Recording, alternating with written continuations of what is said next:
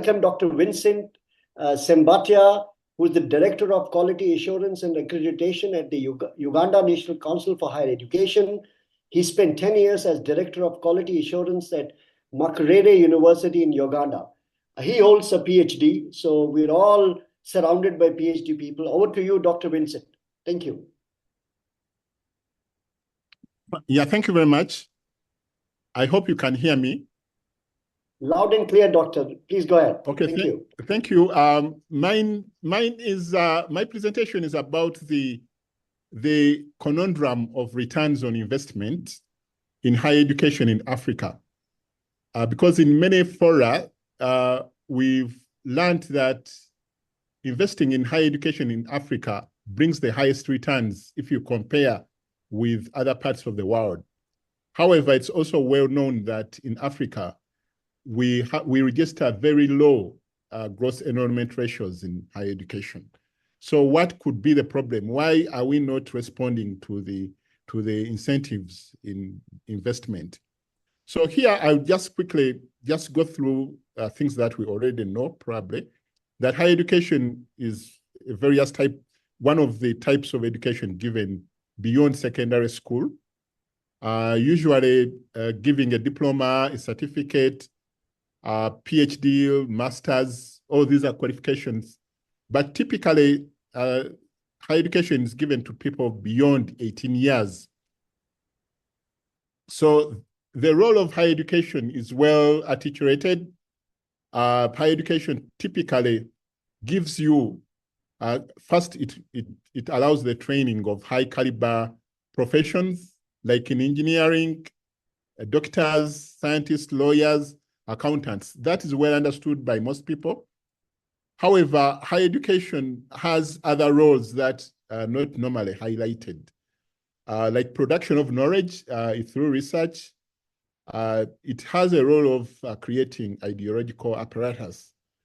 So producers of values, identity, and social legitimation. You will find that many countries will insist that maybe to be a member of parliament, you have to have a degree or have attained post-A-level qualifications, post-secondary qualifications. So it helps in the selection of dominant elites.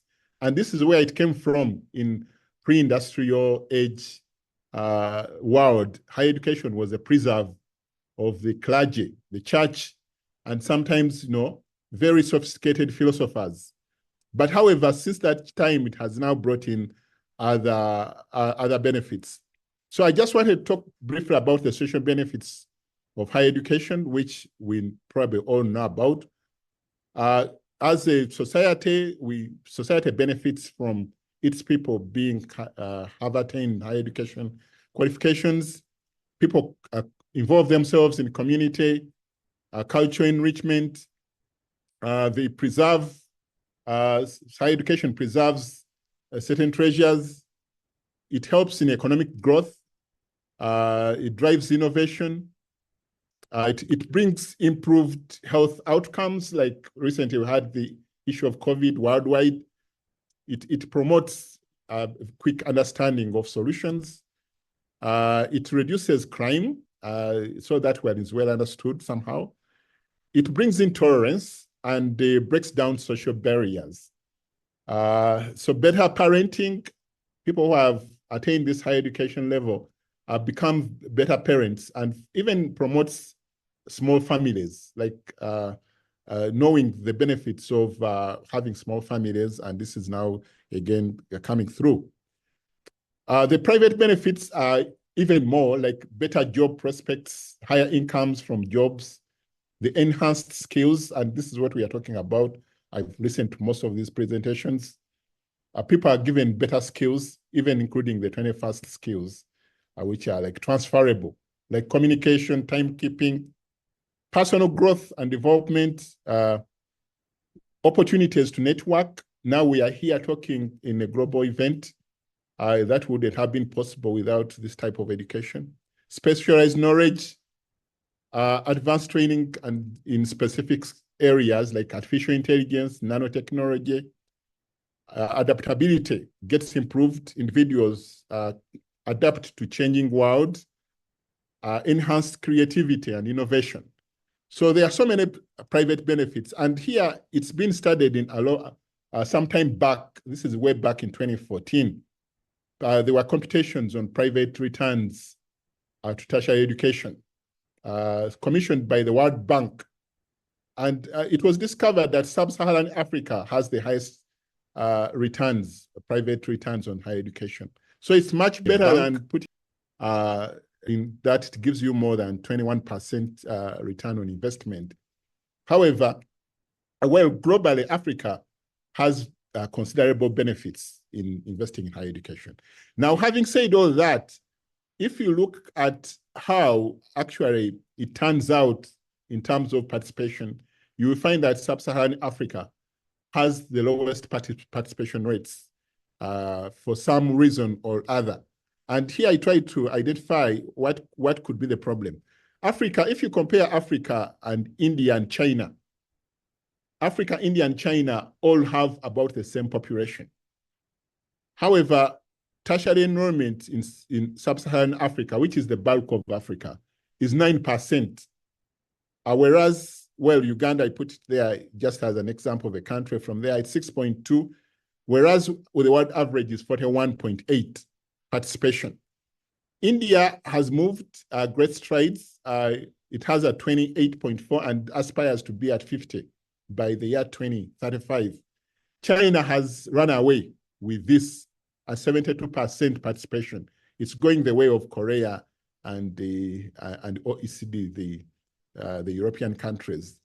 So, however, I've managed to do connections. I've realized that what gets Africa back in terms of participation is urbanization. This should be studied much more deeply, the effects of urbanization to higher education. Here you will find that urbanization in India is about 36%, and you see the higher education participation rates is also capped by that. China has promoted urbanization to about 65.5, and you see now they've bypassed that rate in terms of participation. Now in Africa, there are some countries that have very well urbanized populations. Whereas like South Africa at 69%, the participation in South Africa is around 20% gross enrollment. So we've had some experiences from South Africa, and they know better why people are not going to school as much as they should be expected to.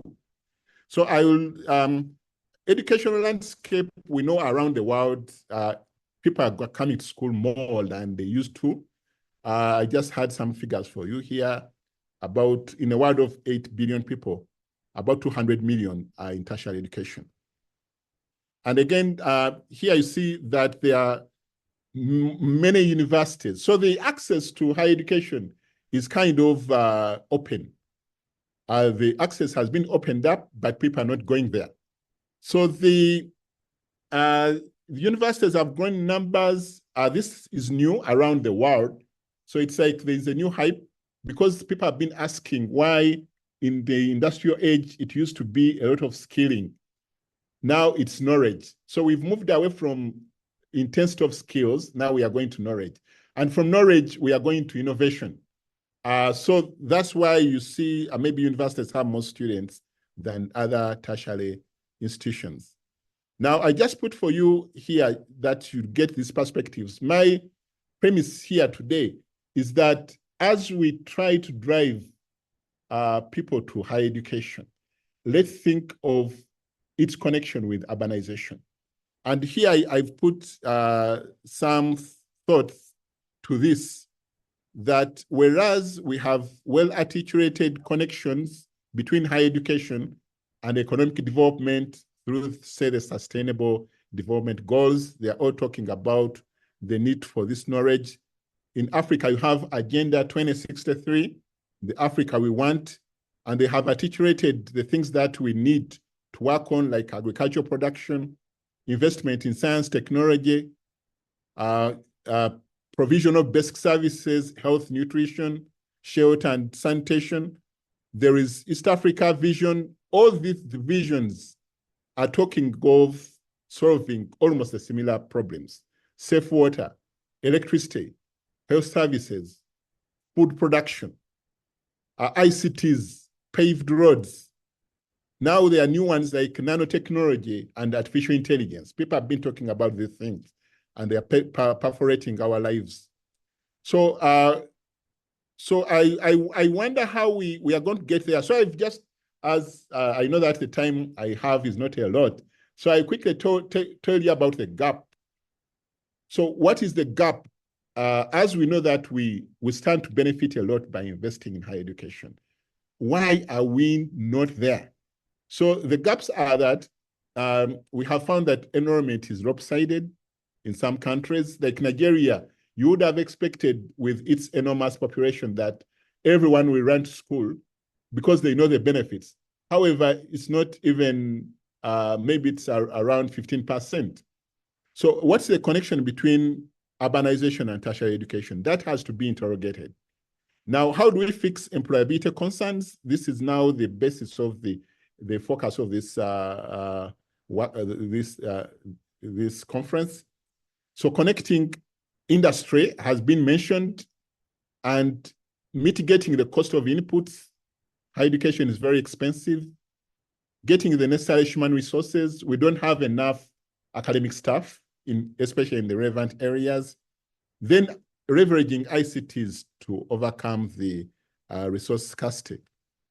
So urban areas, this is just to give you that small connection between urbanization and tertiary education.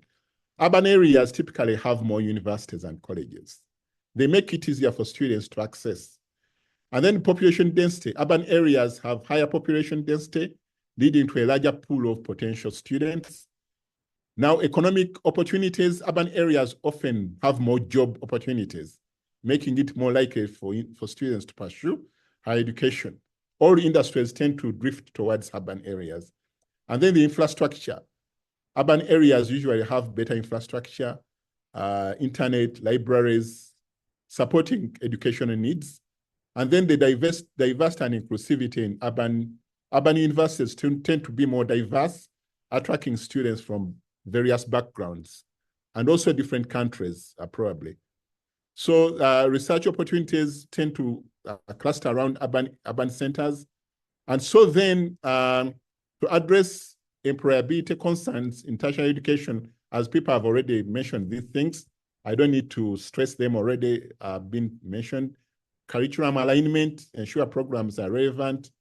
Work integrated learning, incorporate internships, apprenticeships, soft skills, that has been mentioned already. Experiential learning, faculty industry exchange. So this is just to mitigate the gap, because the gap is there and is limiting the African and these regions from benefiting from the high returns on investment in higher education.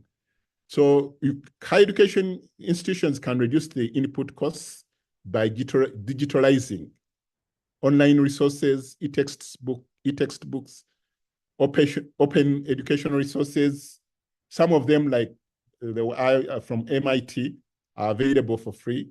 And there are these licenses, adopt and open a licensed material, shared resources, efficiency in operations, like streamlining administrative processes, public-private partnerships, cost-effective hiring, like hiring adjunct faculty or part-time staff, and shared appointments across universities. So renegotiating contracts between suppliers and vendors, energy efficient infrastructure, grants and funding. So I mentioned some of these things because when we probably don't wait for people to move from the villages, to move away from the rural areas to come to the urban centers, we can connect with them in the rural areas. I think that's what is not happening at the moment. Now, as the conclusion, countries with the highest possible returns on investment on higher education are not necessarily deriving these benefits. So low enrollments in higher education in Africa, especially in sub-Saharan Africa, Kenya has just reached 20% enrollment, and that's with a lot of effort. When we then reach 40, in Africa, we have Algeria and Morocco and Libya. Those have managed to reach very high levels of enrollment, but also high levels of urbanization. So there's a correlation between education enrollment and urbanization. Developing countries need to work around the predicament associated with their being predominantly rural. And then institutions should explore alternatives to overcome the high cost of education and other resource limitations. Industrial links should be explored to bridge the gap between higher education and employment. I thank you very much. I would wish to stop in light of the limited time that we have. And thank you for listening and inviting me to this. Thank you. Dr. Vincent, thank you very much. I mean, I could see the numbers, what we are talking about, for the benefit of audiences who are not from the continent, from outside the continent, right? We're talking about 1.4 billion people in Africa. We're talking 54 countries. Every country is different structurally in terms of what they want to achieve, what their goals are. I think somehow, in addition to what you said, I would want to know your view on this. Majority of universities operating in Africa are funded by the state. And because of there are some countries like Ghana, which is actually privatized, they reformed the education sector. I mean, we all know that there are private universities operating there, but majority of Africa is right now struggling with that. And therefore, there is always a delay in terms of new innovative ideas to get them integrated into university. What is your view on that? How do you see that happening? There, like artificial intelligence, AI, one of the biggest revolution right now is human machine revolution. People are trying to work with machines now. So, I talk to universities across the continent, and I can tell you, they want to do it. One, there's no funding. Two, there's too much of red tape. So how do we kind of, navigate that process and, bring in some kind of, parity in terms of where the whole world is moving today? Dr. Vincent. Yes, thank you very much. And indeed, the case is that most of the universities, and actually traditionally, all university education was funded by the state. So I think it's just a drift. It's now a transformation that maybe the private investment is coming into university education. Because at some point I think at the close of the 80s, the World Bank put out a report that disadvantaged universities from being funded by government by arguing that the return on investment at university level was much lower than at lower levels of education. So the governments tended to drift or to shift away from funding universities and almost killed university education. Now the transformation was when after those reports, universities became more innovative by locating other sources of funding. In Uganda specifically, all privately funded universities were created after 1990. And so it is now being a shift. It's a shift now that almost 50% of enrollment is in the universities that are privately funded. So, and that brought in the cost. But I know that in South Africa, most universities are funded by the whole Southern Africa for that, the whole Southern Africa for that matter, right? I mean, all of the universities are funded by government. But now the government will drive funding towards their agenda. So if they don't feel like there should be investment in artificial intelligence, data science, or nanotechnology, then that means that the universities will not probably go into those areas. But the public partnerships do operate even with government-funded universities. I don't think the funding of the universities by government does not stop universities attracting the third stream of funding, which we usually call this the third stream, like the traditional one from subventions, and then there are other, maybe the tuition-paying students, but there's always another funding that comes from industry-related cooperation with universities. So I think that's where it's probably going to go, because when you look at education regimes like in the US, the best universities in the US are not necessarily completely funded by government, like MIT and Harvard. They draw from their endowments, and they have large, very large endowments, bigger than some economies in the world.